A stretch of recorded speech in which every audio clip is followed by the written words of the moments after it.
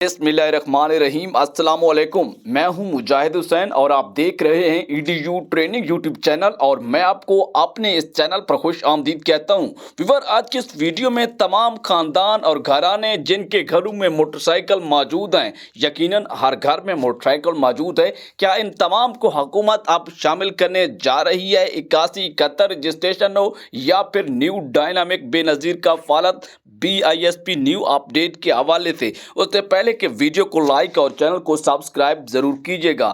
आपको बताना चाहेंगे कि जैसा कि 2023 का साल न्यू डायनामिक सर्वे का साल है, बेनज़ीर इनकम सपोर्ट प्रोग्राम में रजिस्ट्रेशन का अमल जोरों शोर से जारी है, जहां पर यह अपडेट सुनने को और दिखने को व्यूअर की तरफ से पूछा गया है कि यहां पर यूट्यूबर ने धूम मचा रखी है कि जिनके पास मोटरसाइकिल घरानों में मौजूद हैं उन्हें सर्वे में भी शामिल नहीं किया जाएगा, बल्कि जो लोग पैसे ले रहे हैं या रजिस्ट्रेशन करवाने जा रहे हैं हुकूमत उन्हें भी निकाल बाहर करेगी, उन्हें पैसे नहीं देगी। लेकिन यहां तक आपको बताना चाहेंगे कि ये बिल्कुल झूठ पर मबनी अपडेट है। हुकूमत की तरफ से इस तरह की कोई अपडेट जारी नहीं की गई।